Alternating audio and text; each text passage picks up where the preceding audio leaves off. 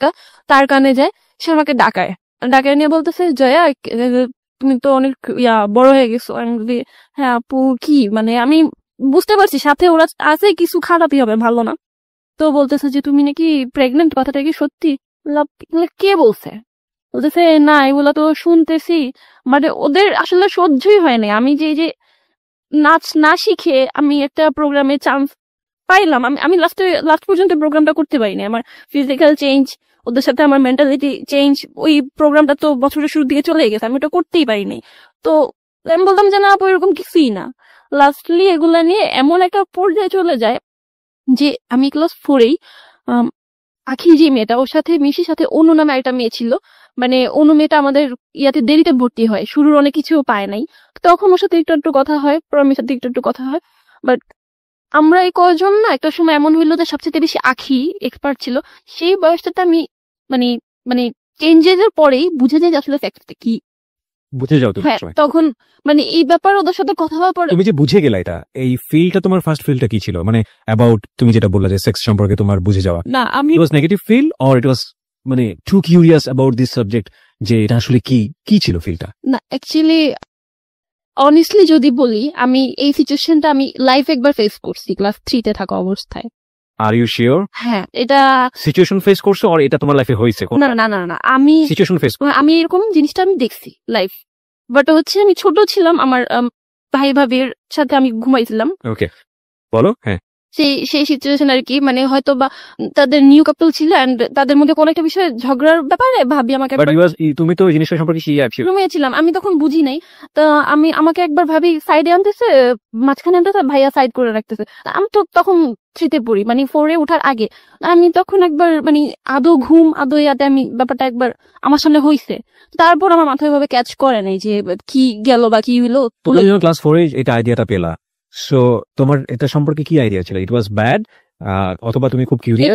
এটা আমার কিউরিওসিটি মনে হইতে যে আসলে এটা কি, বা এটা মানে কেন এরকম টাইপের একটা ব্যাপার আসছিল, বাট এটার প্রতি খারাপ ধারণা ছিল, যেটা খারাপ। এটা খারাপ ধারণা ছিল এটা ক্লাস 4-এর আগে না ক্লাস 4-এ জানার পরে? ক্লাস 4-এ জানার পরে মনে হচ্ছে যেটা খারাপ। ওকে।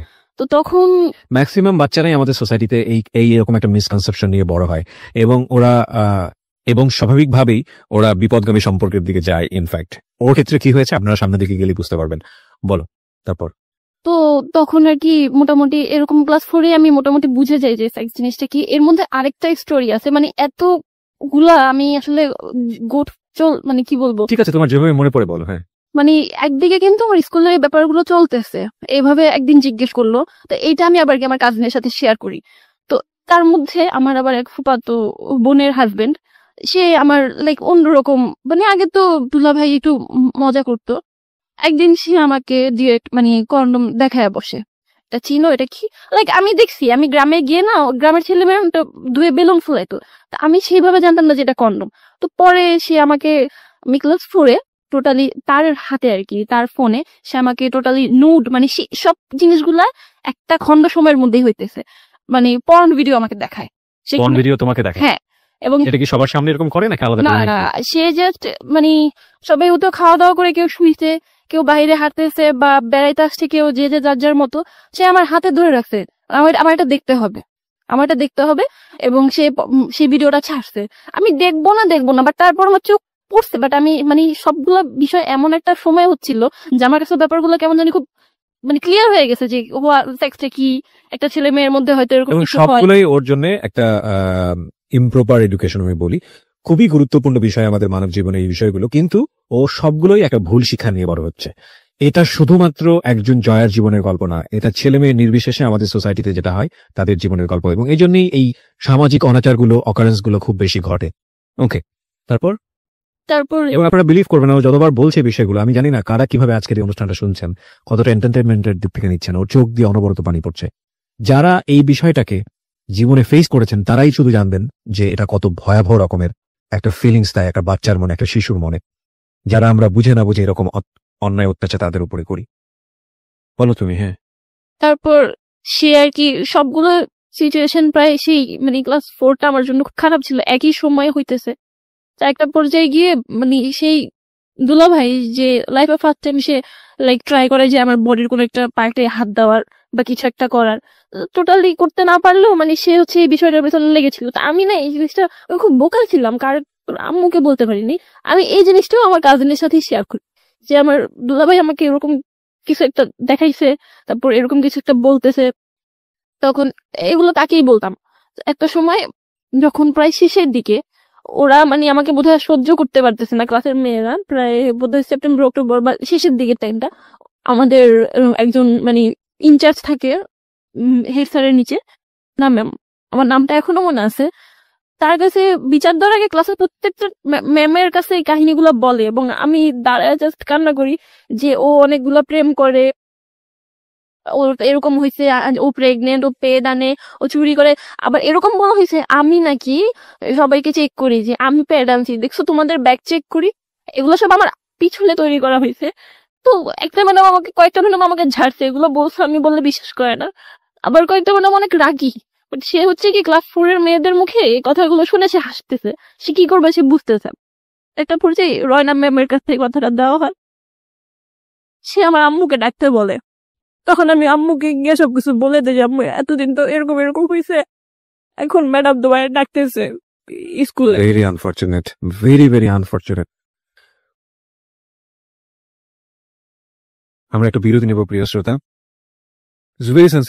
ভেরি সেন্সিটিভ বিষয়, এবং আমার কেন জানি মনে হচ্ছে যে হ্যালোইড 920 ইতিহাসে আমি কখনো এই ধরনের স্টোরি ফেস করিনি। I faced lot of thing about sexual life in Halloween 920, এবং আমি ডেয়ারলি বলতে পারি Halloween 920 as a radio programme হিসেবে যেই ধরনের সোশ্যাল ইস্যু নিয়ে আপনাদের সামনে হাজির হয়েছে, অন্য কোনো মিডিয়া বা অন্য কোনো মিডিয়া মাধ্যম আমি বলবো এত সিরিয়াস কোনো বিষয় নিয়ে আপনাদের সামনে হাজির হয়েছে কিনা আমার জানা নেই, আমার জ্ঞান তো। কিন্তু আমার কাছে মনে হচ্ছে যে আজকের এই স্টোরি শুধুমাত্র একটা মেনস্ট্রেশনকে কেন্দ্র করে কি হতে পারে একটা মেয়ের জীবন, আনবিয়ারেবল, টোটালি আনবিয়ারেবল। আমরা ফিরে আসবো প্রিয় শ্রোতা মাত্র 5 মিনিট পর। জয়া, আমি যেখান থেকে ছিলাম, আম্মুকে জানানোর পরে আম্মু তো পুরো থ খেয়ে যায়। বাবা মা দুজনকে যেতে বলা হয়, বাট আমার আম্মু এটা আমার বাবাকে ইনফর্ম করে নাই। আমার আব্বু আরো বেশি রাগী। সেই বাবা তোমাকে এত ভালোবেসে বিদেশ থেকে চলে আসলো, সেই বাবাকেই তোমরা শেয়ার করছো না, মানে উনি এতটা রাগী হয়ে গেল কেন? আসলে আমার আম্মু শেয়ার করছি কিনা জানি না, মানে আম্মু আমাকে বলতেছিল যে জানাইনি, বাট আমি যতটুকু জানি ছিল কি তোমার বাবার সঙ্গে, তোমার বাবাকে এত লাগতো? আমি আমার বাবাকে আমি ক্লাস 8, 9, 10 পর্যন্ত আমি হাক করছি। আমি অনেকটা ফ্রি, বাট বড় হওয়ার সাইড গুলা বা ওই টাইপের কথাগুলো ওনার সাথে শেয়ার করা যায়, অতটা ফ্রি হতে পারোনি। This is our social reality in fact. Okay, বলো। যাই হোক, পরে আম্মু যায় এবং ম্যাডাম কিন্তু অন্য মেয়েদের কাছ থেকে শুনে আমার মাকে ডাকাইছে। তো আমি ছোট, আমাকে অন্য রুমে রাখা হয়, আমার মাকে নিয়ে অনেক কিছু বলা হয় যে এগুলা হচ্ছে আপনি জানেন আপনার মেয়ের সাথে কি হয়েছে, মানে ইটিসি ইটিসি। আমার মাকে জাস্ট কান্না করে ফেলা হয় এবং বলা হয় যে আপনি কি জানেন পেপারে আসতেছে যে 11 বছরের মেয়ের আজকাল প্রেগনেন্ট হয়, মানে এভাবে বলা হয়। আমার আম্মু বলেছে স্কুল থেকে? হ্যাঁ, টিচাররা? হ্যাঁ। আর ইনচার্জ যে ছিল, না ম্যাম, আমার এই নামটা কখনো ভুলবো না। আমি বাচ্চা হইলে আমাকে যদি আমার এই কথা বলার সময় দূরে রাখা হয়, ওই বাচ্চাগুলো যখন তাকে এই ধরনের কথাগুলো বলছে, উনি কি করে তাদের কথা একটা বাচ্চার মাকে ডাকে? Very sad, very sad. আমরা এখানে ম্যাডামের নামটা মিউট করে দিয়েছি তার সামাজিকতার কথা ভেবে, কিন্তু এটা ঠিক যে একজন শিক্ষকের কাছ থেকে এই ধরনের আচরণ খুবই খুবই অপ্রত্যাশিত। স্কুলে টিচাররা প্যারেন্টসদেরকে ডাকবেন, এটা খুবই স্বাভাবিক, কিন্তু এটা কি তারা জানেন? নিশ্চয়ই জানা উচিত। একটা ছোট বাচ্চা যখন তাদের একটা ভুলের কারণে যখন প্যারেন্টসকে ডাকা হয়, ওই বাচ্চার মানসিকতায় কত বড় প্রভাব ফেলে, কত বড় রকমের প্রভাব ফেলে। এই কাজটা করার আগে তিনি তো পারতেন আলাদা করে তার মার সঙ্গে ফোনে কথা বলতে যে আপনার মেয়ের আসলে এরকম কোনো সমস্যা আছে কিনা। এইরকম একটা সমস্যাকে কেন্দ্র করে যদি স্কুলে ডাকা হয়, যে কোনো একটা বাচ্চার জন্য কত বড় মানসিক চাপ হতে পারে, ভয়াবহ। তারপর মা কি বললো? আম্মু আসলে আমি আম্মুকে সবকিছু বলছি, আম্মু আমাকে বিশ্বাস করছে, বিকজ আমি মাঝে মাঝে আম্মুর একটু বলতে নিতাম, পরে আবার বলতাম না। আমি খুব কম মিথ্যা বলতে পারতাম। তো পরে আম্মু ডিসিশন নিছে, আমি বলছি যে আম্মু তোমার বুঝলাম এখানে আমার কোনো ফ্রেন্ড হয় না, তো মানে আমার বলার কোনো কিছু ছিলই না, টোটালি আমি এখানে ক্রিমিনাল। তো লাস্টলি আমি এখান থেকে বের হয়ে আসি, অন্য স্কুলে আমার আম্মু শিফট করে, এখানে তোমার থাকা লাগবে না। দেন আমি অন্য একটা স্কুলে ভর্তি হয়ে যাই। স্কুলই চেঞ্জ করো তুমি এই ঘটনাকে কেন্দ্র করে? হ্যাঁ, দেখা যাচ্ছে যে সবাই আমাকে কাজ লাগলে উফ বলতেছে, আম প্রেগনেন্ট, আমি যেই সাইডে বসতেছি সাইডটা সম্পূর্ণ ফাঁকা, এবং স্কুল টিচার এরকম ব্যবহার। হ্যাঁ, আমার সাথে কেউ কথা বলবে না, এরকম একটা ব্যাপার। আমি বলবো না সবগুলো মেয়ে খারাপ, কিন্তু কিছু গ্যাংদের কারণে তারা চেপে গেছে যে আমরা ঝামেলা চাই না। স্কুল চেঞ্জ করে সেখানে মোটামুটি ভালোই, লাস্টের দিকে একদম 5 এর লাস্টের দিকে, তখন না আমি কন্টিনিউ আমার কাজিনের সাথে আমার কথা হচ্ছে। তো এর মধ্যে আমার দুলাভাই আবার এই টাইপের আরো ইঙ্গিত দিচ্ছে, তাও আমি তার সাথে শেয়ার করতেছি। একটা পর্যায়ে গিয়ে আমার খুব ভালো একটা ফ্রেন্ড হয়, কোচিং এ আমার নাম তো জয়া, তার নাম হচ্ছে টয়া। কোচিং এ ও যেদিন ভর্তি হয় আমি ছিলাম না, তো রোল কলের সময় আমার জায়গায় ও প্রেজেন্ট দিয়ে দেয়। ও খুব হাসি খুশি, খুব চঞ্চলে, আর মানে আগের মতো ছটফটে একটা মেয়ে দেখে ওর সাথে খুব ভালো একটা রিলেশন হয়ে যায়। মানে ক্লাস 5 এর লাস্টের থেকে আমি আমার লাইফে বেস্ট টাইম স্পেন্ড করছি 2011 ক্লাস 6। আমার লাইফে আমার ফ্যামিলি ছিল না, আমার আম্মু ছিল না, শুধু স্কুল ছিল আর আমার ফ্রেন্ডটা ছিল। তাই So you got a good friend হ্যাঁ, at last. Okay. মানে আমি যখন ওকে বলতাম, মানে আমি তখন ভাবতাম কি কাজিনের সাথে কথা বলি এটা বোধহয় একটা রিলেশন। আমি বলতাম যে হ্যাঁ আমি একটা রিলেশন আছে, একটা বয়ফ্রেন্ড আছে, কাজিন, সে কিন্তু আমার সাথে অনেক বড়। তো ও আমাকে তখন বুঝিত যে না রিলেশন করিস না এই সেই। আমাদের ফ্রেন্ডশিপটা এমন ছিল যে আমরা একজন একজনের ছাড়া বসতে পারতাম না। গার্লফ্রেন্ড বয়ফ্রেন্ডের চেয়ে তো বেশি কিছু, Okay. খুব বেশি মজায় কাটায়। তো সেই সময়টাই হয় কি আস্তে আস্তে আমি কাজিনের সাথে কথা বলা বাদ দিয়ে দিই। তো বিভিন্ন কজ দেখাইতে থাকি, হ্যাঁ নইছে ত্যান হইছে, কথা বলবো না এই সেই। তো ক্লাস 7 যখন উঠি তখন আমি মোটামুটি নিজেকে বড়ই বলবো, এটা 2012 সালে। তো আমার ফ্রেন্ডটা তখন অন্য স্কুলে শিফট হয়ে যায়। আমি খুব অ্যালোন। 3 মাস পর আবার কাজিনের সাথে কথা বলা শুরু করি, বিকজ আমি প্রত্যেকটা সিচুয়েশন আমি তাকে মিস করতাম, বসা থেকে শুরু করে পড়াশোনা, স্কুল, কোচিং সব জায়গায়। তো কথা বলা শুরু করে এক পর্যায়ে গিয়ে আবার আমি 2 মাস পরে কথা বলা অফ করে দিই। মানে বড় হইতেছি, আমার মনে হচ্ছে যে আমি কেন কথা বলতেছি কাজিনের সাথে, আমার কোনো ফিলিংস নাই, আমি নিজে একটু শক্ত হইতে পারতেছি আর কি। তো এর মধ্যে ভাইয়া আবার করলো কি, নানার বাড়ি আমার খালার বাড়ির কাছাকাছি ছিল, সেখানে সে আর কি একটা জিনিস ঘটায় দিতেছে যে আমি তো যার সাথে প্রেম করি, এরকম টাইপের একটা ব্যাপার আমার ভাইয়ার কানে চলে আসে। এর মধ্যে মানে সে আমাকে অনেক মারধরও করে, যেগুলা কি হইতেছে। আমি বলছি না এসব কিছু না।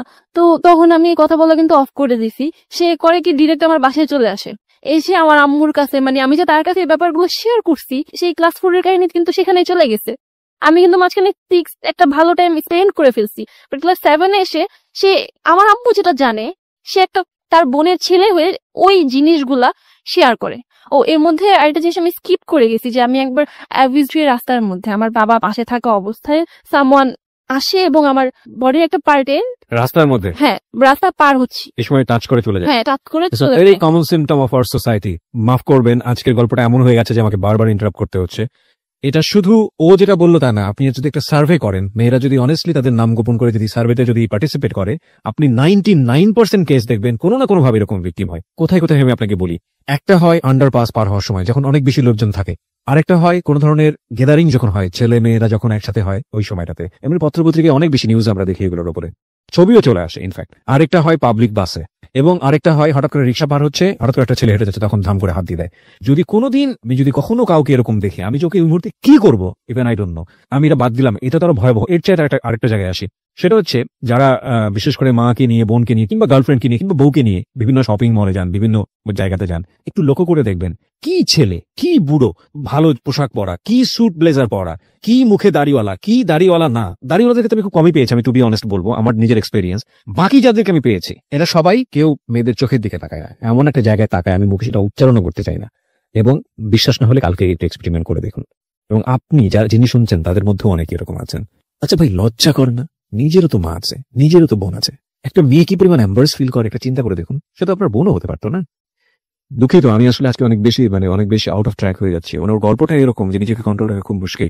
বলো তারপরে কি হলো? তো এটা ছিল ক্লাস 5 এর একটা টাইমের ঘটনা। এমনিতেও আমার আম্মু সবসময় আমার কেয়ার করতো, তো বাবা পাশে থাকা অবস্থায় এরকম একটা সিচুয়েশন রাস্তার মধ্যে বলছি যে আব্বু আব্বু, লাইক মানে বলতে পারতেছি না, তারপর বলতে সে আমার অনেক জোরে হাতে প্রেস করে চলে গেছে। তো আম্মু বলে কিছু হয় নাই, চলে আসো। আমি খুব পেন পাইছি অনেকলি। তো আম্মুকে যখন বলতে পারছি তখন হয়ে গেছে আমার বাবাও বুঝতে পারছে, আর তারপর থেকে তাদের কেয়ারটা যতটা না ছিল তার চেয়ে বেশি ডাবল হয়ে গেছে। যখন আমার কাজিন আম্মুর কাছে এই কথাগুলো বলতেছে, সেই সময় সে আরো এক্সট্রা বলতে চাচ্ছিল যে আমি তার সাথে বের হইছি এই সেই। মা স্টেট কার্ড বুঝতেছে যে আমি 24 আওয়ার আমার মেয়ের সাথে থাকি, কিভাবে পসিবল। হ্যাঁ, তবে যেই জিনিসগুলো আমার মা জানে সেই জিনিসগুলো যে আমার কাজিনও জানে, এটা শুনে আমার মা একটু অন্যরকম ফিল করারই কথা, কারণ এগুলো ও জানবে কিভাবে, পয়সা তো পারতো। হ্যাঁ নর্মাল কথা না। তো এটা নিয়ে আম্মু হয়তো বিশ্বাস করছিল কিনা জানি না যে আমি রিলেশন করছি। আসলে তার সাথে আমার এটা কোনো মানে লাভ রিলেশনশিপ ছিলই না। এটা নিয়ে আরেকটা ঝামেলা হয় বাসায়। আমি টোটালি বলি যে তার সাথে আমি যোগাযোগ করবই না। এমন একটা পর্যায়ে শেষের দিকে সে হচ্ছে বুক কেটে ফেলে, এমন ভাবে কাটে যে একটুর জন্য তার হাড়ে লাগে নাই। বুক কাটে নিজের? হ্যাঁ। ওকে। এবং এটা ফলস ছিল না, এটা আমি দেখছি। তারপরে না আমি আবার ইমোশনাল হয়ে কথা বলা শুরু করি, সে তখন টয়াও আমার সাথে নেই। ওকে। যখন আমি অফ করে দিছিলাম তখন আমার আরেকটা মানে এমনিতেই ক্লাসমেট আমাকে না পেয়ে আমার আম্মুর ফোন থেকে ওর নাম্বার নিয়ে ফোন দেয়। তো তখন তো ক্লাস 7 একটা মেয়েকে কেউই পার্সোনাল ফোন দেয় না। তো ওর মা ধরার পরে বলে যে ও কোথায়, মানে আমার ফ্রেন্ডের নামটা আমি বলবো না, ওকে জিজ্ঞেস করে যে ও কোথায়, কেন বাবা, আমি ওর ফ্রেন্ড। ওর মা ভুলে যায়, আবার ফোন দেয়। তো একটা সময় ওর মাও সন্দেহ করে যে কি হইলো, আমার জন্য আমার ফ্রেন্ডটাও খায় বেদম মার। তো লাস্টলি আমি কথা বলা শুরু করি আবার। এবার আমি মুখ দিয়ে বলি যে আচ্ছা ঠিক আছে, লাভ ইউ। তারপর কাজিনকে হ্যাঁ, ইট ওয়াজ লাভ অর না না, এটা লাভ ছিলই না। সে হচ্ছে যে আমাকে ছাড়বেই না, সে আমার মাকে বিচার দিতেছে, তার কারণে আমার ফ্রেন্ড মার খাচ্ছে, মানে থামানোর জন্য সামহাও তুমি হ্যাঁ আমি বলে আচ্ছা ঠিক আছে লাভ ইউ। তো তখন আমার ফ্রেন্ডকেও সরি বলতেছে, ফ্রেন্ডকে বলে যে আমি জুতা কিনে রাখি, জুতা দিয়ে মাইরো ইটিসি ইটিসি। পরে আমার ফ্রেন্ডের কাজিন ওকে বুদ্ধি দেয় যে মোবাইল ফোন নে। তো তারপর লাস্টে যেটা হয় যে সে 2টা মোবাইল নিয়ে আসে এবং আমার যে ফ্রেন্ড ও গিয়ে কালেক্ট করে আমাকে একটা দেয়, ও নিজে একটা রাখে। তো যেদিন ফোনটা নেই পরদিনই আম্মুর কাছে ধরা খাই। হাও, মানে আমার যে ফ্রেন্ড ও ওর বাসায় বসে শুধু শুধু এমনি কল দিছে, ওই রুমে ঢুকতে গিয়ে দেখি দাদু, মাঝখানে ফোনটা বের করছি আর আমার আম্মু চলে আসছে। আমি যদি ফোনে কথা বলতে বলতে ভিতরে চলেও যেতাম, আম্মু বুঝতো না যে ফোনটা কার, বাট আমি বোকার মতো মানে এত বেশি ভয় পাইছি। তো আম্মুর রাগ করে বলে যে এটা দিয়ে আসবে। আমি মিথ্যা বলি যেটা আমার ফোন না, আম্মু একটা ফ্রেন্ডের ফোন আনছি রেডিও শোনার জন্য, আমার রেডিওর প্রতি একটা ঝোঁক ছিল। পরের দিন এই মোবাইল নিয়ে যাই স্কুলে। তো আমার ফ্রেন্ড ওর বয়ফ্রেন্ডের সাথে চ্যাটিং করতেছিল। তো এটা ক্লাস 10-এর 2টা আপু দেখছে। তখন আমাদের স্কুল হচ্ছে একটা ম্যাডাম ছিল, মানে ফোন নিলে একটা ঝামেলা। তো বলছে এই মোবাইল নিয়ে আসছো তোমরা, বাথরুমে ঢুকো। তো ও ছাড়ে না, আমাদের সাথে তো মোবাইল নাই, আমরা তো আজকে 5 দিয়ে আনছি আমাদের ব্যাগে ফোন। ওদের চোখে না আমাদের ফেসটা নজরে লেগে যায়। তো সেদিন আমরা 3rd বেঞ্চে বসেছিলাম, আমরা ক্লাসে যাই, ম্যাম আসে, আমার ফোনটা কিন্তু তখন বুকে ছিল। জিজ্ঞেস আমরা ফার্স্টে বলি যে না নেই, কিন্তু ও রীতিমতো কাঁপতেছে, মানে ওকে দেখে বোঝা যাচ্ছিল যে ওর কাছে আছে। তো একটা পর্যায়ে গিয়ে ম্যাডাম আমাদেরকে খুব সফটলি বলা শুরু করে যে ভুল করলে দিয়ে দাও, এই সেই দিয়ে দিব হ্যান ত্যান। তাই আমি বলতাম যে আচ্ছা ভুল করে তো আজকে একদিনই আনছি, দিয়ে দিই। বাট তারপর আমি বের করে ম্যাডামকে দিয়ে দিই, সাথে সাথে ম্যাডামের মুড কথাবার্তা সব চেঞ্জ। সে বাবাকে ডাকবে, মাকে ডাকবে। এখন আমি আম্মুকে এসে বলছি যে আম্মু এরকম এরকম ফোনটা তুমি দিতে বলছো, ধরা খাইছি, বাবা আমার দুজনকে যেতে বলছে। পরের দিন আমার আব্বু বা আম্মু কেউ আনতে যায়নি।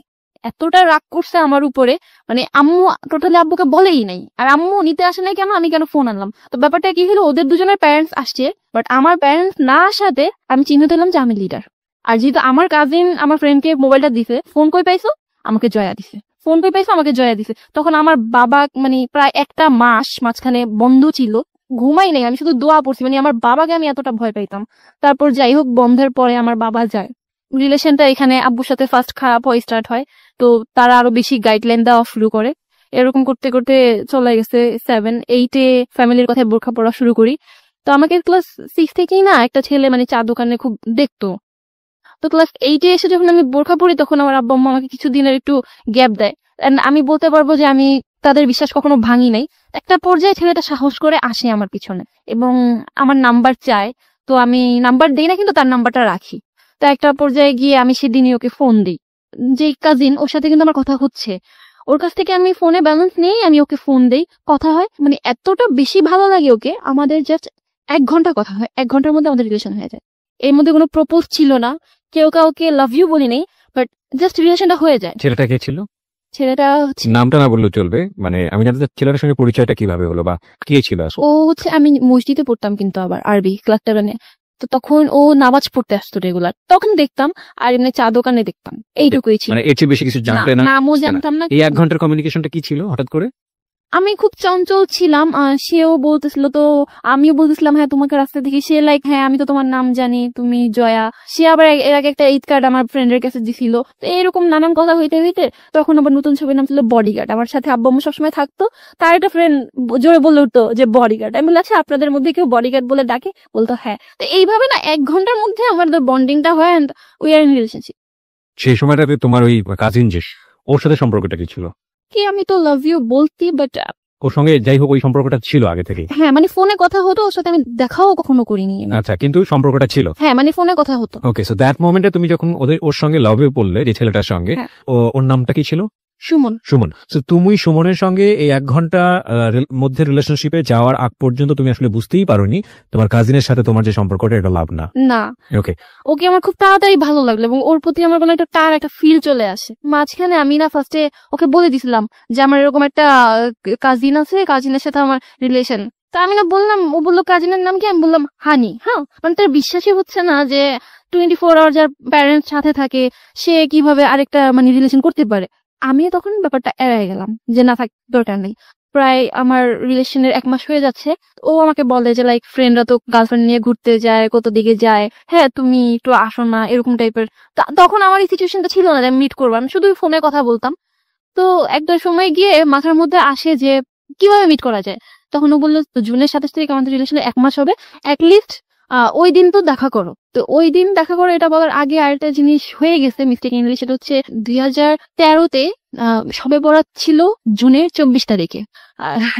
বলি সেদিন আমার ভাইয়ারা হচ্ছে নামাজ পড়তে রাতে চলে যায়, আর আমার আম্মু হচ্ছে নর্মালি হচ্ছে নামাজ পড়ে শুইছে। তখন হয়তো 12টা-1টা বাজে। কোন ক্লাসে পড়ো তখন তুমি? ক্লাস 8। ক্লাস 8 এ। হ্যাঁ, এটা 2013 সালে। বাসায় তো তখন সারা রাত সব বিল্ডিং এর খোলা থাকে। তো সে আমাকে হঠাৎ করে সাডেন বলে কি যে তোর বাসায় আসবো, তোমার সাহস আছে বাসায় আসবে, হ্যান ত্যান এরকম করতে করতে একটা পর্যায়ে না আমি দরজা খুলে দাঁড়াই, সাহস করে সে ঢুকেও যায় বারান্দায়। আমার সাথে সুমনের বয়সের পার্থক্য কত বছরের ছিল? ও তখন হচ্ছে honours second year. Honours second ইয়ারের পরে তুমি ক্লাস 8 এ। Okay, huge gap. সেদিন ফার্স্ট লাইক বুঝি যে kiss and lip kiss something. আর তার আগে অবশ্য আমরা বারান্দায় চেকও করে নিই, বারান্দায় একটা ডোর সামথিং ছিল যে ওইটার তালা টুলা মারা, তো ওইটা কোনোভাবে খোলা যায়, ও পিন দিয়ে খুলতে পারে। তো তারপর হচ্ছে ও দড়ি কাটে, মানে যদি এদিক দিয়ে যেতে না পারে দড়ি কাটে। তো দড়ি কাটে ঠিকই, কিন্তু আমার আম্মু না টের পায় না, সে আসে 5 মিনিটের মধ্যে আবার চলেও যায়। তো তারপর আমার আম্মু এসে পরে বুঝতে পারে যে দড়ি কাটা কেন, বাট ওইভাবে বুঝতে পারে না, ভাবছে চোর টোর। এই দিনটা চলে যায়। মানে এটা ছিল আমাদের রিলেশন হওয়ার পর ফার্স্ট এই টাইপের কিছু একটা, দেখাও হয় নাই আমাদের বাইরে। দেন যেটা হয় যে 27শে জুন রিলেশনের 1 মাস হবে। তো তখন ওর সাথে আমার এমনি আগে কথা হইতো যে তুমি আমাকে কিস দিও বা লিপ কিস, এটা সেটা এইটুক পর্যন্ত কথা হইতো। ও আমার খুব ভালো ছেলে, এলাকায় ওর একটা ছিল, নামাজ পড়ে, আর আমিও তখন বোরখা পড়তাম রেগুলার। একটা পর্যায়ে ও আমাকে বলতে তুমি বাইরে মিট করতে পারবা না, তোমার এই প্রবলেম হয়ে পড়বেন, বাসায় তো মিট করতে পারবা। আমি বললাম যে হ্যাঁ এটা পারা যায়, বিকজ তাহলে আমার ফ্যামিলির কেউ দেখবে না। তো পরে সে বোরখা ম্যানেজ করে, আমি স্কুল ফাঁকি দিই, এক প্রকার আম্মুকে পিছিয়ে রেখে দৌড়ে এসে আমি অন্য জায়গায় চলে যাই অ্যান্ড ওর সাথে একটা ওর ভাইয়ার বাসায় যাই। আমাকে বলা হয়েছিল যে ওর ভাই ওর ভাবি থাকবে, বাট বাসায় যাওয়ার পরে দেখেছি সেখানে কেউ নেই। অ্যান্ড দেন যেটা হয় যে আমি লাইফে ফার্স্ট টাইম ছিল সেটা আমার যে বিরতি নিব প্রিয় শ্রোতা, এই পর্যায়ে একটা ছোট্ট বিরতি। এবিসি রেডিও এফএম 9.2 তে আমি আর জি কিবরিয়া রয়েছে আপনার সঙ্গে, এবং আমার সঙ্গে রয়েছে জয়া তার জীবনের গল্প নিয়ে। হ্যাঁ জয়া, তারপর কি হলো? এতদিন তো শুনছি যে সেক্স অর সামথিং, বাট আমার লাইফে ফার্স্ট টাইম ছিল ওই দিন। ইট ওয়াজ প্ল্যান অ্যাকচুয়ালি। আমি ভাবছি যে হয়তো যেটুকু আমাদের মধ্যে কথা হইছে, এটা তো আমাদের জায়গা থেকে একটা সোশ্যাল ট্যাবু না? আমরা রিলিজিয়নের জায়গা থেকে যদি বলি বিষয়টা, এটা তো একটা সামাজিক ভাবেও যেমন উচিত না, তেমনি ভাবে ধর্মীয় দিক থেকেও তো আমরা দেখি যে এটা অন্যায়। তো তোমার কাছ থেকে বিষয়টা কেমন ছিল? মানে তোমার বয়ফ্রেন্ড সে, এবং তাকে তুমি অনেক লাভ করে ফেলেছো, সেই জন্য বিষয়টা কি খুব ন্যাচারালি এসছে, নাকি হঠাৎ করেই হয়ে গেছে বিষয়টা এরকম, নাকি তুমি প্রিপেয়ার ছিল যে হলে হোক কোনো সমস্যা নেই? না, আমি অবশ্যই এটা সম্পর্কে প্রিপেয়ার ছিলাম না যে আমার কারোর সাথে ফিজিক্যাল রিলেশন হবে, কিন্তু যখন তার সাথে রিলেশন হয় আমি just think about kiss lip kiss or something, ওর সাথে যাই, আমার স্ত্রী হচ্ছে তখন চলছে। তো আমি তখন এটাও ভাবিনি যে আমার সাথে জোরাজোরি করেও কিছু করতে পারে। And it happened regularly? Like এই ঘটনাটা হওয়ার পর থেকে তোমরা এটা রেগুলারলি কন্টিনিউ করলে? না, সেদিন হচ্ছে আমি তো মেইনলি প্রিপেয়ার ছিলাম না, আমি বুঝিও নাই। আমি বুঝতে পারছি, আমি কিছুটা এসকেপ করবো বিকজ অফ সোশ্যাল রিয়েলিটি, কিন্তু আমি যেটা বুঝতে পারছি তুমি প্রিপেয়ার ছিল না, কিন্তু জিনিসটা হয়েছে তোমাদের মধ্যে। এবং এটা হওয়ার পরে কি লাইক এরকম হয়ে যায় যে তোমার একটা খুব খারাপ সেন্স গ্রো করে বিষয়টা নিয়ে, এবং তুমি এটা স্টপ করো, নাকি এটা ক্যাজুয়ালি ওর সঙ্গে খুব ইজি ছিল ব্যাপারটা মুভ করা? না, অ্যাকচুয়ালি প্রথম হওয়ার পরে আমি একটু মানে কি বলবো, একটা ধাক্কাই খাইছি, বিকজ আমি এটা ভাবি নাই যে আমার হবে বা বিয়ের আগে এটা হয়ে যাবে। তারপরে মানে আমি না তাকে এরকম চিন্তা করতে থাকি যে আমার লাইফে যদি কেউ হাজবেন্ড হয় তবে সেটা সেই হবে, তার প্রতি আমার ভালোবাসা রেসপেক্ট বা যেটা। It happen regular? হ্যাঁ, আমাদের 2 মাস পর 3 মাস পর এরকম হইতো। এই বিষয়গুলো নিয়ে কি তোমার কখনো এক ধরনের মানে কি বলে খারাপ লাগা বোধটা কাজ করতো না? অ্যাকচুয়ালি তার ডিমান্ড আরো বেশি ছিল, ওই দিক থেকে তোমাকে বিভিন্ন ভাবে ইনফ্লুয়েন্স? হ্যাঁ, সে আমাকে ফোনে এই টাইপের কথা বলতো, হ্যাঁ আমি হালকা পাতলা বলতাম, বাট আমি অত বেশি মানে ওই রিলেশনে কিন্তু এক ধরনের দেখেন এখানেও এক ধরনের প্রপার এডুকেশনের অভাব। যদি আমি এখন বলি এই যিনি আজকে এখানে জীবনের গল্প বলছেন তাকে ইন্সপায়ার করা হয়েছে, এবং সে যদি প্রপার এডুকেশনটা পেত তাহলে কোনো না কোনো ভাবে এই বিপদগামী সম্পর্কের দিকে সে যেত না। মানে আসল রিয়েলিটিটা কি সেটাও সে ছোটবেলায় পায়নি, এবং একই সাথে যে ভুলটা সে করছে সেটার ব্যাপারেও তার যদি একটা প্রপার নলেজ থাকতো তাহলে এই ধরনের সম্পর্কে সে জড়াতো না। তারপর কি হলো? তো যখন আমি দেখলাম যে তার প্রতি আমি এরকম উইক হয়ে পড়ছে এত বেশি, আমি বুঝতেছি যে কাজিনের সাথে ওইটা আমার কিছুই ছিল না। যেটা আমাকে আসলে প্রেশার করে করা হয়েছে। তো আমি করি কি, একটা পর্যায়ে তাকে বলে দিই যে দেখেন ভাইয়া, আমি আপনাকে লাভ করি না, আমি এরকম একজনকে রিয়েলি লাভ করে ফেলছি, আপনার সাথে যোগাযোগ করা যাবে না। মানে তোমার আগের কাজিনকে? হ্যাঁ, কাজে। ওকে। তো তখন সে অনেক বনিতা শুরু করে যে তুই আমাকে বিশ্বাস করস না, হ্যান তেন না, দিন বলছিস কিছু করছি, তুই ওর সাথে আবার কথা বলা দে। তারপর ফোনে ব্যালেন্স ছিল না, আমি এত বোকা, আমি যে একটা কথা হাইড করছি এই জিনিসটা আমাকে খুব পেইন দিত, আমি কেন হাইড করলাম। তো এই জন্য আমি করলাম কি যে আচ্ছা, ওকে বললাম সুমনকে যে শোনো এরকম এরকম এটা ছিল, তুমি একটু কথা বলো। ও তখন থ খেয়ে গেছে। সুমন? হ্যাঁ, সুমন।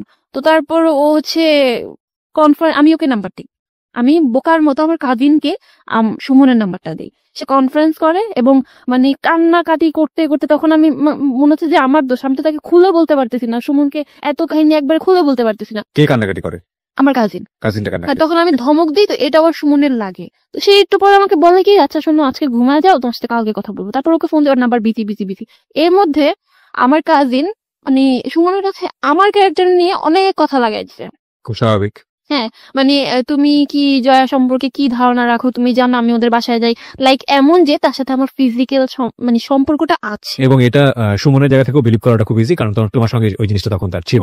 সো এটা একটা কমপ্লেক্সিটি তৈরি করবে। ওকে, বুঝতে পারছি আমরা। তারপর উনি সুমন হচ্ছে খুব কান্নাকাটি করে, আমি যেটা শুনছি আমার দিকে এরকম আঙুল দেয় যে আসলে আমি তো এটাও বুঝিনি যে তোমার হয়েছিল কিনা, যেহেতু তোমার প্রবলেম ছিল। মানে ওর মধ্যে একটা সন্দেহ চলে আসছে যে আসলে আমাদের যখন রিলেশন হয়েছে তখন তুমি ঠিক ছিলে নাকি। তার মানে সুমন তোমাকে যে কোশ্চেনটা করে সেটা is all about your virginity, হ্যাঁ রাইট? ওকে, হ্যাঁ। তো তখন আমার খুব খারাপ লাগে যে আমি তোমার সবকিছু বলতেছি, আমার ওর সাথে কিছু হয় নাই, মানে ও বিশ্বাস করে আবার ওর খারাপ লাগে। এর মধ্যে দিয়ে রিলেশনটা খুব খারাপ হয়ে যায়, আমাদের শুধু ঝগড়া হয়, সন্দেহ, অনেক কিছুর মধ্যে। যাক, যে স্ত্রীটা দিব তার আগে আবার আমি আম্মুকে আরেক দফা জানাই, এরকম করতে বয়ফ্রেন্ডের বিষয়টা বল না, মানে কাজিনের বিষয়টা বলি। আম্মু অনেক বকাঝকা করে, কারণ আমি এবার ওর দিকে টোটালি সরে আসছি, এবং যারা যারা শুনছে আত্মীয় স্বজন সবাই বলছে যে এটাই ঠিক করতেছো জয়া, কারণ তুমি ছোট ছিলা, যা করছো করছো, এখন যদি তুমি করো ফিউচারে তোমার বিয়ে হবে বা সামথিং, এটা বেশি প্রবলেম করবে। তো তখন এখন আম্মুর একটা সাপোর্ট চলে আসলো। তো আমার সুমনের সাথে রিলেশন ভালোই চলতেছে। হঠাৎ করে ক্লাস 9-এ আমি ফেসবুক আইডি খুলি ফার্স্ট টাইম। ও আমাকে খুলে দিত না, তারপর খুলি। আমি না ফেসবুকে নতুন নতুন ইউজ করতেছি, তো যে মেসেজ দেয় তার রিপ্লাইটাই দিতে পছন্দ করি, লাইক এটা আমার কাছে একটা মানে মজার জিনিস হয়ে গেছে। তো দেখা যাচ্ছে আমি সিরিয়ালি দিলে ওকে একটু দিতে লেট হয়ে যায়, এটা নিয়ে আমাদের ঝগড়া হতো সুমনের সঙ্গে। হ্যাঁ, সুমনের সাথে আমার ফেসবুক নিয়ে নর্মাল থিং নিয়ে ঝগড়া হয়, ফেসবুকে ছেলেদের সাথে কেন কথা বলো এগুলা নিয়ে ঝগড়া হয়। এর মধ্যে আবার আমার বাসায় আমি একদিন আমার ফ্রেন্ডের একটা বার্থডেতে বোরখা ছাড়া যাওয়ার জন্য আবদার করি, তখন আমার বাবা তারপর ভাইয়া অনেক মারে। আমার কাজিনকে নিয়ে ঝামেলা হয়, আমার ভাইয়ারও অনেকবার মারছে। তো ওইবার খুব মারে, এত মারে যে হয়েছে যে আমার ভাই আমার গলা টিপ দিয়ে ধরছে। তো আমি তখন রাগে জিদে এরকম হয়ে যাই যে আজকে কিসের জন্য মারছো আমাকে, আমি একটা দিন একটা ফ্রেন্ডের বার্থডেতে যাবো, বোরখা ছাড়া যাবো, এই জন্য বোরখা পরবো না। ওই দিনের পরে আমি বোরখা ছেড়ে দিই। তো এটা নিয়ে আবার সুমনের সাথে বাজাবাজি হয়, তুমি বোরখা কেন ছাড়ছো। তার উপর হচ্ছে যদি আসো না গেলে, মানে ওর মধ্যে আমি একটা জিনিস খেয়াল করতাম যে ফিজিক্যাল রিলেশনের সাথে ওর ভালোবাসাটা আপ ডাউন করে ক্লাস 9-এর পর থেকে। একদিন রিলেশনটা হয়, তারপর ওর খুব টান কিছুদিন আছে, তারপর হঠাৎ করে নাই হয়ে যেতেছে। এমন করতে করতে আমি খুব ফেড আপ হয়ে যায় যে এটা কি খালি এরকম কেন বলতেছো। বাট আমি তাকে খুব বেশি লাভ করতাম। একটা সময় বুঝি যে ও কেমন জানি হয়ে গেছে। তো আমার কানের একটা অপারেশন হয়, সেই সময় ফেসবুক চালানো ফোনটা নষ্ট হয়ে যায়। খুব কষ্টে ব্যাটারি কাগজ দিয়ে লাগিয়ে আমি কানে অপারেশন হবে, আমি সেটা কোনোভাবে সেখানে নিয়ে আমি মাথা তুলে তুলে আম্মু নেই চার্জে দিয়ে লুকিয়ে লুকিয়ে আমি ওকে ফোন দিই। আর সেই সময় থেকে কিন্তু সে আর একটা রিলেশন করে, আমি সেটা তখন জানতাম না। সে আমাকে বলেও গেছে যে সে ফ্রেন্ডের গার্লফ্রেন্ডের সাথে দেখা করতে গেছে। যাই হোক, রিলেশন চলতে থাকে, তখন থেকে ওর সাথে আমার রিলেশন আরো খারাপ।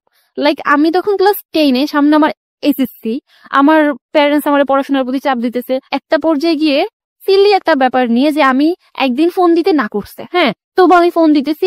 একটা স্বপ্ন দেখছিলাম যে আমি এটা বলবো, অতি আনন্দে ফোন দিতেছি যে আমি খুব সুন্দর একটা স্বপ্ন দেখছি। কয়েকবার ফোন দেওয়ার কারণে লাস্ট টাইম ফোন দিয়ে করলো কি, সেই একটা ঝাড়ি।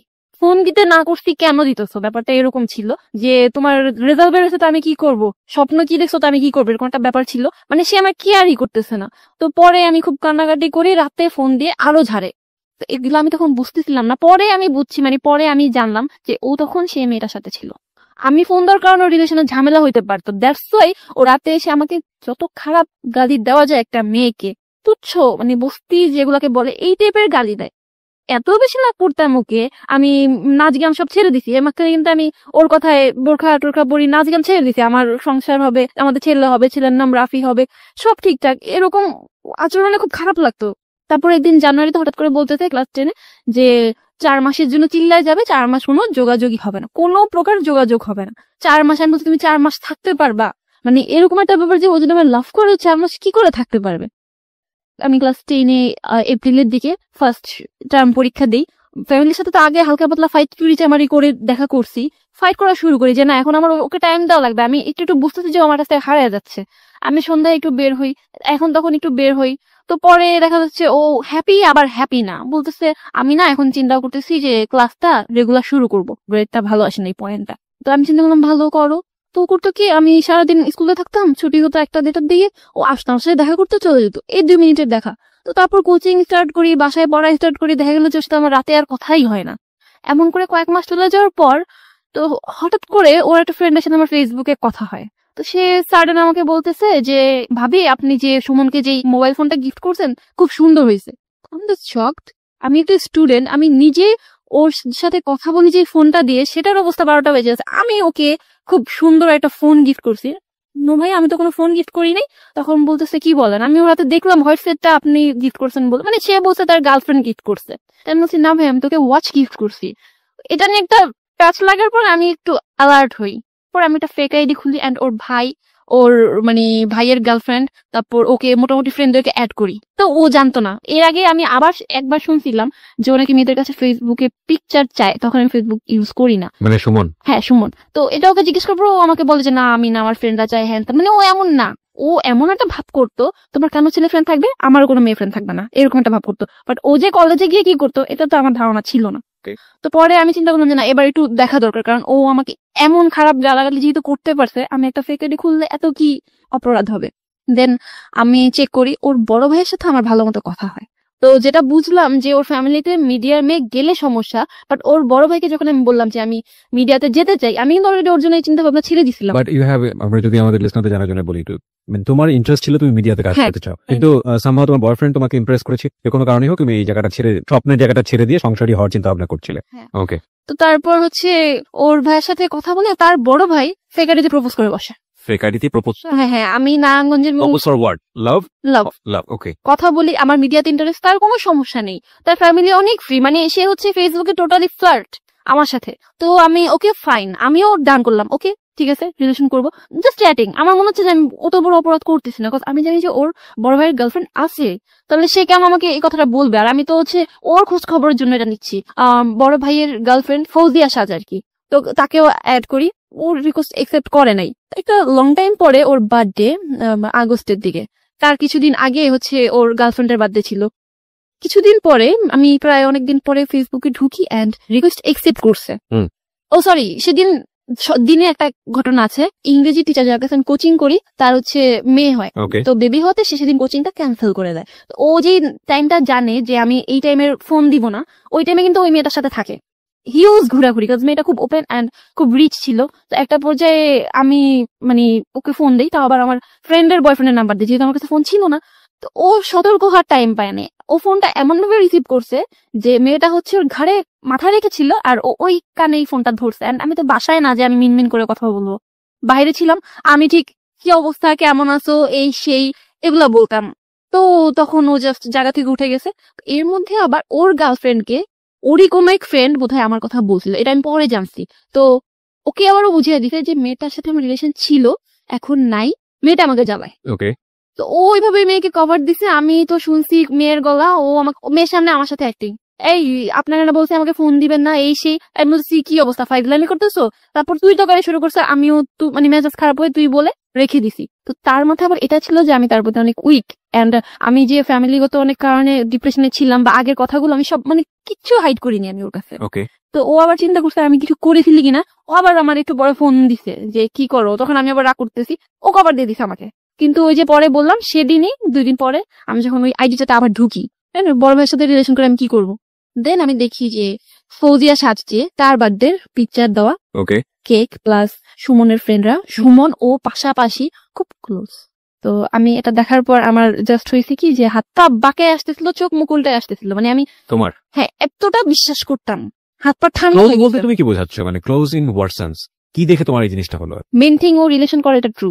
আর সেকেন্ড থিং হচ্ছে মেয়েটার গায়ে হাত ছিল এবং আমি আইডি চেক করছি, প্রোফাইল পিকচার বসে আছে কি ওর ছবি তুলে দিতে পাশে একটা ভেন্টি ব্যাগ। আমি ওইভাবে ওর ছবিগুলো খেয়াল করি নাই, করলে হয়তো তখনই কোনো হিন্টস পাইতাম ও যে চিল্লাই যাওয়ার কথা বললো ওই সময়টা থেকে তোমার সঙ্গে যোগাযোগ অফ রেখেছিল? না, ও চিল্লায় যায়নি, ও আমার সাথে যোগাযোগ অফ রাখতে চাইছিল, এক্স্যাক্টলি। বাট যেহেতু আমরা একই এলাকায় ছিলাম ও এটা পারে নাই। আর ওর ফ্রেন্ডরাও একটা সময় গিয়ে আমার বলতো যে আসলে আমরা ভাবতাম যে ওইটা ফান হিসেবে নিচ্ছে। সো তুমি ডেফিনেটলি শিওর হলা যে ওই মেয়ের সঙ্গে ওর একটা সম্পর্ক আসছে, তো তোমার সঙ্গে যেটা আছে সেটা একটা ব্লাফ দিয়েছে, ব্যাপারটি এরকম ছিল নাকি দুজনকে সে মেনটেন করছে? আমি দুজনকেই তুমি ফেস করলা কিভাবে এই ঘটনা নিয়ে তাকে? আসলে আমি সেই মুহূর্তে আর তাকে ফোন দিতে পারিনি, আমার আম্মু তখন কিছু একটা বুঝতে পারছিল, সে যাই হোক আমাকে নর্মাল করে। তো আমি পরে মানে তাকে ফোন দিয়ে খুব গালাগালিও করছি, সহ্য করার মতো না। আমি নর্মালি ঘরে নাচ গান করাও বন্ধ করে দিয়েছি, আমার এত শখ ছিল যেগুলাতে। পরের দিন আমার না বিশ্বাস করতে মন চাইতো না যে ও আমার লাভ করে না। দেখা করার কথা বলি যে কালকে যদি মানুষ কেউ মারাও যায় 1টা বাজে আমার সাথে দেখা করবি, এরকম একটা ব্যাপার বলি আমি ওকে, তুই করে।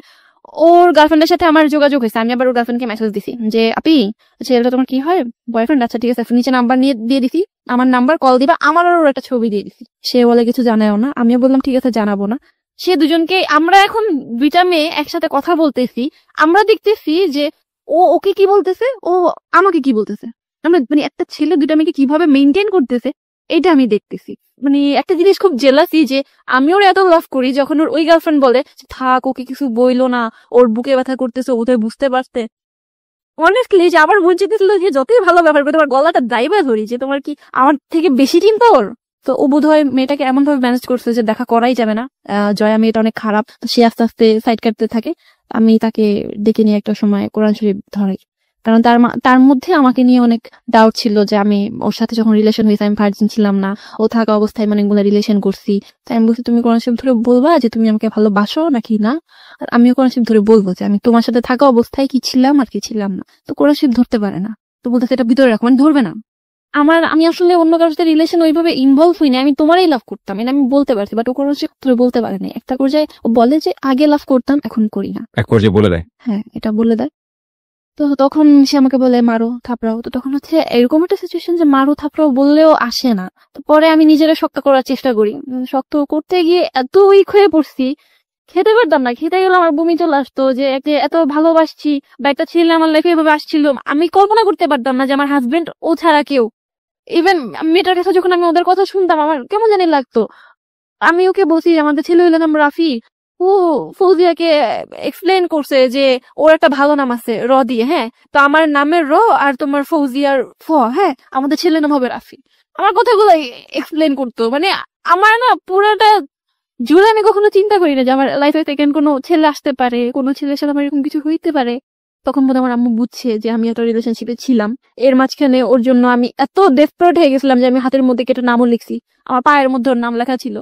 তো জানি না ওর সাথে কি হয়েছিল, বলতেছিল ব্যাক করবো, বাট আমি এত কষ্টে ছিলাম, আমি বলছি যে না আমি ব্যাক করবো না, মানে আমার কথা হচ্ছে আমি তো তোমার ছায়া জানি আমি ব্যাক করবো, এটা কেমন কথা। আমি তখন একটু আশা পাইছি, বাট পরে দেখলাম যে না ওর এত ইগো, পারতেছিলাম না। পরে একটা সময় স্লিপিং পিল খাই, তখন আমি আবার ফেসবুক আইডি যে খুলছি ফেক আইডি, তারপর ছবি দিছি একটা, ওটা আবার ভাইয়ের কাছে ধরা খাই, বাসায় আরেকটা ঝামেলা হয়, মারটার খাই। একে তো এটার উপর ছিলাম, তার উপর আরো নিতে নামবার আমার মনে ছিল যে আমি কি করবো, আমি চাইলেও ফ্যামিলিতে যাইতে পারতাম, ওর মাকে বলতে পারতাম যে এগুলা হয়েছে, তো ও কি হবে ইনফ্যাক্ট ফ্যামিলিতে কালার খাবে, আমি ফ্যামিলিতে কালার খাবো, ফিউচারে যদি বিয়েও হয় 10টা মানুষ আমাকে অনেক কথা বলবে। এই মানুষটা তোমাকে চাচ্ছি না হিসেবে তুমি বিয়ে করে তাকে কি করবে? আমার মাথায় এটা আসতেছিল যে ও তো আমার লাভ করে না, পরে আমি জানছি যে ওই মেয়েটার সাথে ফিজিক্যাল রিলেশন ছিল, জানছি যে না, তারপরেও বলছি যে যা হয়েছে। You take some sleeping pill, মানে সুইসাইড করার জন্য।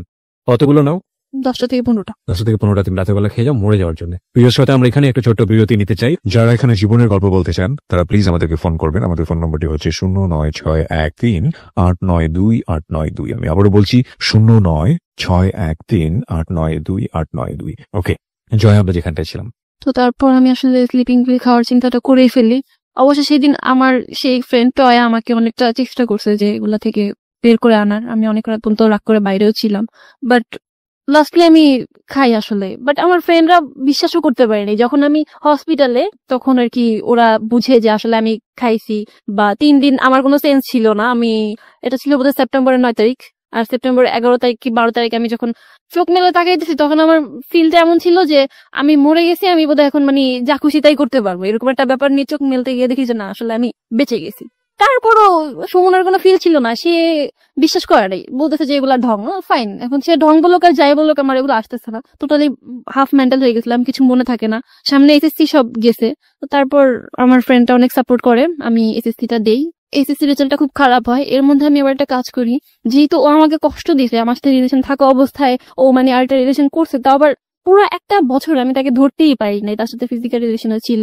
And সে বলে যে ও তাকেই ভালোবাসে। তা আমার মধ্যে একটা জিনিস কাজ করলো যে ও যদি আমার কাছে ব্যাক করার মনোভাব থাকেও, ওর একটা ফ্রেন্ড আমাকে বলতেছিল যে আমাদের সবসময় ক্যাচ আপ করায় দিত, যে অনেক রিলেশন আমি এরকম দেখছি যে 1 বছর পর ক্যাচ আপ হয়, তোমাদের রিলেশনটা অনেক স্ট্রং হয়ে যাবে। তখন আমার মাইন্ড এতটাই বিগড়ে গেছে যে আমার চিন্তা হচ্ছিল যে আমি ওকে কিভাবে কষ্ট দিব।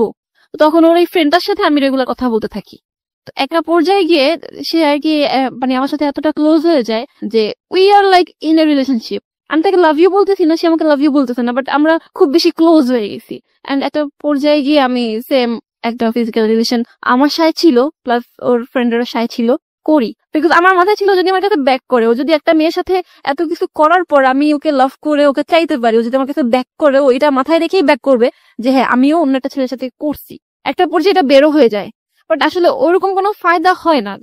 মানে তুমি যেটা করো রিভেঞ্জ নেওয়ার জন্য, সামহাউ ওকে কষ্ট দেওয়ার জন্য এটা করো, কিন্তু আলটিমেটলি এটা কোনো রেজাল্ট হয় না। না, তারপর এটা ওদের মধ্যে জানাজানি হলো, ওদের ফ্রেন্ডস এর মধ্যে একটা সমস্যা হইলো। তাই আমি বুঝলাম যে সুমন, তারপর ওর ফ্রেন্ড, ওদের মধ্যে একটা ঝামেলা বাজাবাজি হয়ে গেছে। বাট আলটিমেটলি ওর ফ্রেন্ডের সাথে আমার এটা কোনো রিলেশনশিপ ছিল না, আর ও আমার কাছে ব্যাক করে নাই। চ্যাপ্টারটা আমি টোটালি বাদে দিয়ে দিছি। ওর প্রতি মনেটা মানে টানটা থাকলেও ওই যে একটা শখ ছিল নাচ গান করবো, বা মানে একটা মিডিয়াতে কাজ করব, নিজেকে হিরোইন পর্যায়ে দেখবো, বা ভালো মানে এই স্বপ্নগুলো না খুব কাজ করতে থাকে তখন। মানে যখন তুমি এই ব্রেকআপে ছিলা? হ্যাঁ, ওকে। এবং আমি দেখলাম যে আমি সুইসাইড করতে আমি চলেই গেলাম। আচ্ছা, এমন যদি হয় যে নাচ গান করা পাপ, আমি যদি সুইসাইড করে মারা যাই ডিপ্রেশনে, তাহলে তো ওইটা সবচেয়ে বড় পাপ হবে। তাহলে আমি একটা কাজ করি, আমি না মরি, আমি আমার স্বপ্নগুলোই পূরণ করি, এরকম একটা ব্যাপার ভিতরে কাজ করে যে এখানে তো কম পাপ হচ্ছে, তাহলে আমি মরে গেলে তো দোজক ছাড়া কোনো উপায় নেই। তো তখন আমার মনে হয় যে না, আমি নক করি, আমি ফেসবুকে খোঁজ করতে থাকি কার সাথে কোথায় কিভাবে মানে করা যায়। তবে আমি জানি না যে আমি আসলে প্রপার কাউকে পাইছি কিনা। এরপর দেখা যায় যে আমি যার সাথে এই ব্যাপারে কথা বলি, যে মিডিয়াতে আসতে চাই বা মিডিয়াতে কাজ করতে চাই, সবার মধ্যে এই ডিমান্ডটা থাকে যে তুমি সেক্স করো, তোমাকে একটা ফটোশুট করে দিব, তুমি সেক্স করো, তোমাকে একটা চান্স দিব, তুমি সেক্স করো। ইভেন এমন প্রপোজালও পাইছি যে খুব ভালো এবং নাম করা নির্মাতা, হয়তো নাম বললে অনেকে চিনবেনও, সে এরকম বলতে যাচ্ছে না তোমার বাসাটা কোথায়, এখানে তোমার বাসার কাছাকাছি বাসাটা নেই, আমরা রেগুলার একটা রিলেশনের মধ্যে থাকবো। তো এরকম করে একটা সময় আসলে অ্যাভয়েড করতে করতে করতে করতে আমি না মানে একটা শুটের জন্য হঠাৎ করে একটা মডেল এজেন্সিতে আমি ফেসে গেছি। যে আসলে ফেসে যাও বলতে মানে এই জিনিসগুলো তুমি তো প্রথম দিকে অ্যাভয়েড করতে, না আমি এই নৈতিক অধপতনে গিয়ে আমি কাজগুলো করে দিই। ওকে, ফেসে গেছি বলতে আমাকে হচ্ছে নিয়ে যাওয়া হয়, আমি আর আমার ফ্রেন্ড যেতাম। তখন হচ্ছে আমি আমার ফ্যামিলির বাধা থেকে অনেকটা বের হয়ে আসছি, অনেক ডিপ্রেশন যাই হোক, তারাও ওই ইনসিডেন্টের পরে অনেকটা ছাড় দিচ্ছে। তো তারপর হচ্ছে যে সেদিন একজন মোটামুটি বয়স্ক একজন লোক থাকে, তো আমাদের 2 ফ্রেন্ডকে কোনোভাবে দুজনের প্রতি উগরানোর চেষ্টা করা হয়, বাট আমরা তো এক ছিলাম। আমার ফ্রেন্ডকে আলাদা রুমে নিয়ে যাওয়া হয়, অ্যান্ড ডোর লক করে দেওয়ার পর বুঝতে পারে যে লোকটা আমার সাথে এরকম কিছু একটা রিলেশনশিপ করবে আর সামথিং। তো এটা ছিল আমার ফার্স্ট টাইম দ্যাট আমি মানে এরকম আউট কারোর সাথে, আমার ইচ্ছা ছিল না। আমি ওই রুমটার ওয়াশরুমে গিয়ে দরজা লাগাই দিই, অ্যান্ড দেন প্রায় আধা ঘন্টা পরে বের হই, যখন আর কি সে আমার সাথে কিছু করতে পারে না। এমন করে প্রায় আমি কলেজে যখন উঠে যাই, তো এখানে একটা প্লাস পয়েন্ট আছে যে আমি এরকম কিছু কিছু প্রবলেমে পড়ে লাইক এটা পেলে আমি কলেজ লাইফটা নিয়ে একটু বিধ হয়ে পড়ি। এই কলেজ লাইফে আমি কিছু ভালো ফ্রেন্ড পাইছি, আমি কলেজের নামটা মেনশন করবো না, যে আমি কলেজে আড্ডা দেওয়া বা আমি ছেলেদের সাথে নর্মালি মিশতে পারি। আগে আমার কাছে এটা খুব বড় কিছু ছিল যে আমি একটা ছেলে ফ্রেন্ড থাকবে, আমার একটা ছেলের সাথে মিশতে পারবো। তো তারপর আবার ফার্স্ট ইয়ারটা যখন শেষের দিকে ভালোই ছিল, ভালোই কাটতেছিল, তখন আবার আমার মিডিয়ার লোকদের সাথে কথা বলতে বলতে এখন আমি দেখতো যে আমি আসলে দেখতেছি যে এই জিনিসটা ছাড়া আমি পারতেছি না। 2-1 আছে মানে যারা মানে হয়তো বলছে হ্যাঁ আমি 2-1 কাজ করছি, ওগুলো হয়তো মেনশন করে বলবো না, বাট বেশিরভাগই এই ধরনের প্রপোজাল দিতে থাকে, এন্ড একটা পর্যায়ে আমি ইনভলভ হয়ে যাই। সামহাউ তুমি মিডিয়ার এই ধরনের লোকজনের সঙ্গে ইনভলভ হয়ে যাও, এন্ড ইনভলভ হয়ে যাও মানে বুঝতে পারছি যেটা যে তুমি এই ধরনের কাজে জড়িয়ে পড়ো। ফায়দা কিছু হয়েছে তোমার এই কাজের বিনিময়ে? না, actually that was my question actually. যারা এই কাজগুলো দিয়ে তোমাকে